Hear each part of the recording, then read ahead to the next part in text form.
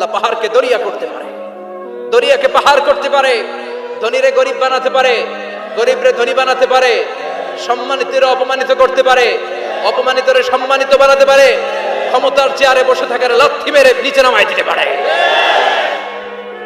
আম্মা সাইলা ফালা তানহার, ফরিয়াদিকে ফিরিয়ে দিও না। বিশ্বনবী কখনো কেউ কিছু চাইলে ফিরিয়ে দিতেন না। সুবহানাল্লাহ পড়েন। বিশ্বনবীকে বলার মাধ্যমে আমাদেরকে বলেন, কোন ফরিয়াদি কেউ এসে কিছু চায় তাকে কোনোদিন ধমক দেওয়া যাবে? কারণ ওরে ভিক্ষুক বানাইছে কে? আর তোমারে বড় সাপ বানাইছে কে? তোরে কারে চড়ায় কে? আর ওর হাতে ভাঙ্গা থালা দিছে কে? তোরে কাঠ থেকে লাথি মেরে নামিয়ে ভাঙ্গা থালা হাতে দিয়ে দিতে পারে কে? আর ওর ভাঙ্গা থালার জায়গা থেকে ওরেও প্রাইভেট কারে বসায় দিতে পারে কে? তাহলে তোর অন্তরে বিশ্বনবীর আরামের জন্য আল্লাহ ওহী বন্ধ করে দিলেন। আল্লাহু আকবার।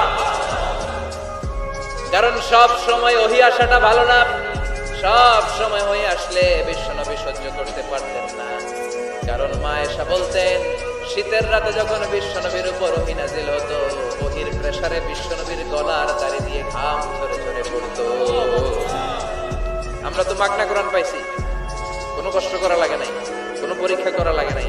বিশ্বনবী যখন কোরআন রিসিভ করতেন, মিসলা সালসালাতিল জারাস, বুখারীর বর্ণনা, ঘন্টার ধ্বনির ন্যায় দপ্তরি যখন হাই স্কুলের ছুটি দেওয়ার জন্য ধমধম করে ঘন্টা বাজায়, এর কাছে যে কান লাগিয়ে দাঁড়িয়ে থাকা যায়, যেরকম বিকট আওয়াজ হয় এরকম আওয়াজে ওহী আসতো।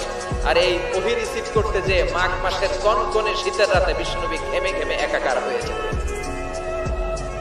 আবার বিশ্বনবী যখন ওটের উপরে বসা অবস্থায় ওহী নাজিল হতো, ওহীর ভাড়ে, ওহীর চাপে, ওহীর প্রেসারে, কোরআনের প্রেসারে ওটের বুকটা জমিনের মধ্যে লেগে যেত।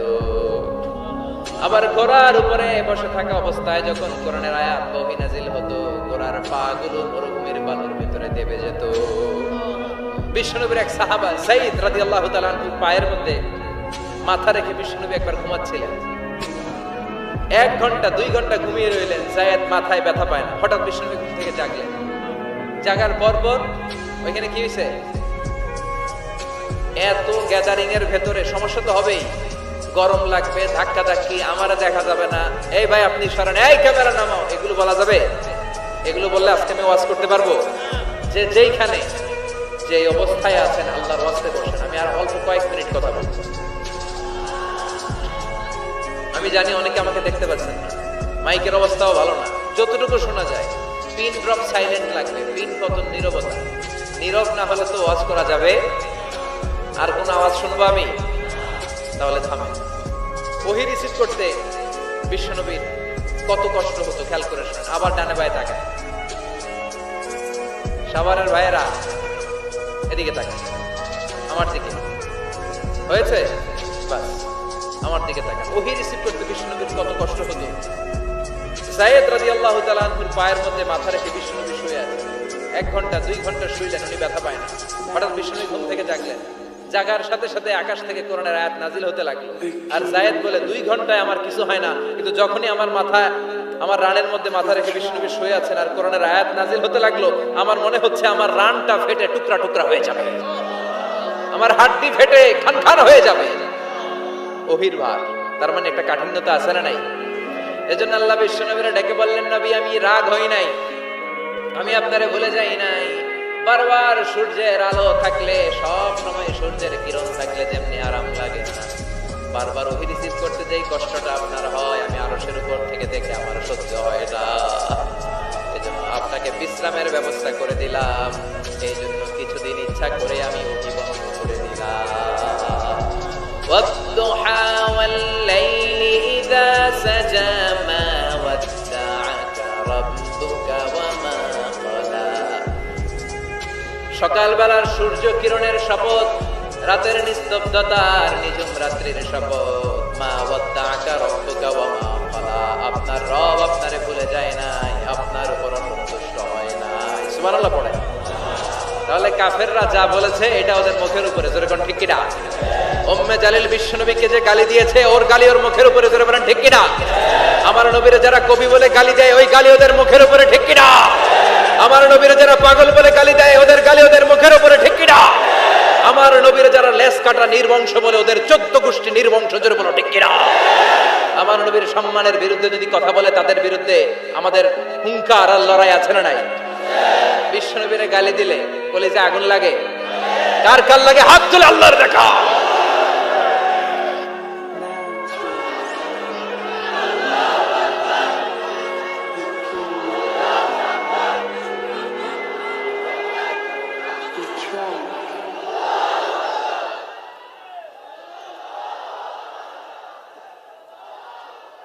বিশ্বনবীর সম্মান, এটার কোনো তুলনা হয়?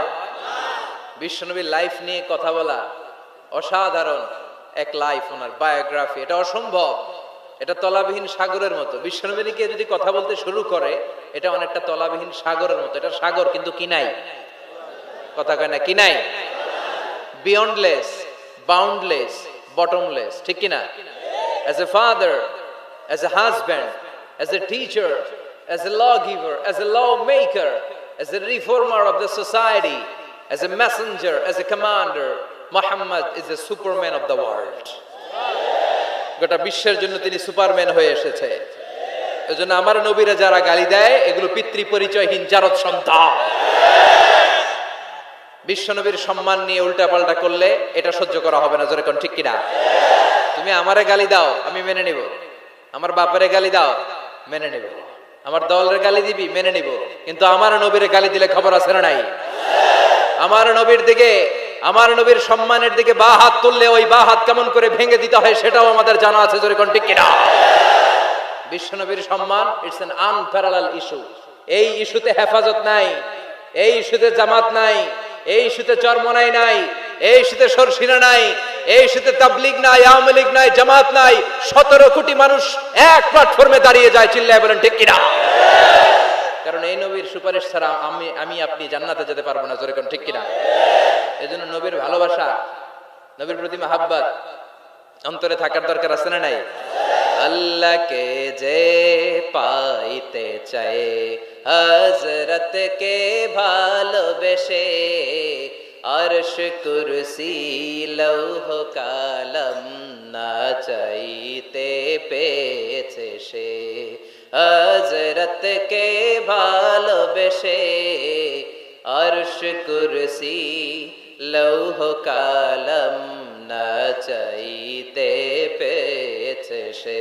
ঠিক কিনা? বিশ্বনবীর ভালোবাসলে গোটা বিশ্ব তার পায়ের সামনে এসে চুমু খাবে। আমরা এই নবীর ভালোবাসা চাই, আমরা এই নবীর শাফাত চাই, আমরা এই নবীর নেতৃত্বে জান্নাতে ঢুকতে চাই।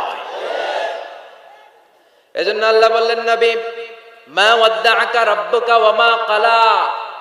ভয় নাই, চিন্তা নাই, হতাশ হবেন না, নিরাশ হবেন না, আমার উপর ভরসা রাখেন। আপনার আল্লাহ আপনারে ভুলে যায় নাই, আপনার আল্লাহ আপনার উপর অসন্তুষ্ট হয় নাই। ও নবী আপনি জেনে রাখেন, আলাল আখিরাতু খায়রুল লাকা মিনাল উলা। দুনিয়ার বুকে অনেকে আপনারে গালি দিবে, দুনিয়ার বুকে আপনার অনেক বিপদ আসবে। দুনিয়াটা আসল নয়, আসল হলো আখিরাত। ওয়ালাল আখিরাতু খায়রুল লাকা মিনাল উলা। ও নবী আখিরাত এই দুনিয়ার চেয়ে আপনার জন্য শ্রেষ্ঠ। আরেক আয়াতে বললেন শ্রেষ্ঠ এবং স্থায়ী। বাল তুনসিরুনাল হায়াতাদ দুনিয়া ওয়াল আখিরাতু খায়রুন ওয়া আবকা। সুবহানাল্লাহ। ও নবী এই দুনিয়া স্থায়ী না, এই দুনিয়া শ্রেষ্ঠ নয়, শ্রেষ্ঠ আর স্থায়ী জায়গা হলো জান্নাত। এজন্য দুনিয়ার জন্য পাগল হওয়া যাবে না, মুমিন পাগল হয় আখিরাতের জন্য। এই দুনিয়াতে আজীবন থাকতে আসি নাই, আজীবন থাকবেন? কথা কন। এজন্য এতজনের ভয় পেয়ে লাভ কি? ভয় পাবো আমরা একজনের। চিল্লায় বলেন তিনি কে? যাদের হৃদয়ে আছে আল্লাহর ভয়, তারা কবু পথ ভুলে যায় না। আল্লাহর প্রেম ছাড়া এই দুনিয়ায় কারো কাছে কোনো কিছু চায় না। রাতের আধারে যারা সেজদাতে রায়, দু চোখের স্রোতে নদী যেন বয়।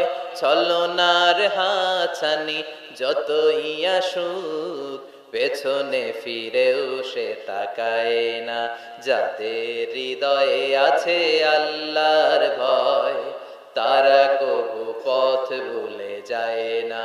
আল্লাহর প্রেম ছাড়া এই দুনিয়ায় কারো কাছে কোনো কিছু চাই না, কারো কাছে কোনো কিছু চাই না। ঠিক কি না? মুমিনের ভয় একজনের প্রতি, চিল্লায় বলেন তিনি কে? আল্লাহ বললেন আল আখিরাতু খায়রুল লাকা মিনাল উলা। ও নবী, দুনিয়াতে এত ভয় পেয়ে কোনো লাভ নাই। বিড়ালের মতো হাজার বছর না বেঁচে সিংহের মতো একটা গর্জন দিয়ে মরার দাম অনেক বেশি। আল আখিরাতু খায়রুল লাকা মিনাল উলা।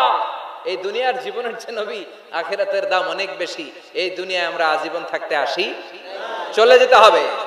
এরপরে বিশ্বনবীকে আল্লাহ সান্ত্বনা দিচ্ছেন, নবী আপনি হতাশ হবেন না, নিরাশ হবেন না, ভরসা রাখেন। ওয়ালা সাউফা ইউতিকা রাব্বুকা ফাতারদা। আপনার প্রভু অচিরে আপনাকে এমন এমন জিনিস দান করবে, এই জিনিসগুলো পেয়ে আপনি খুশি হয়ে যাবে। কি সুন্দর ওয়াদা। ও নবী, আপনি হতাশ হবেন না, আপনি টেনশন নিয়েন না, আমি তো আছি। সুবহানাল্লাহ পড়েন। কে বলে? জোরে বলেন, কে বলে?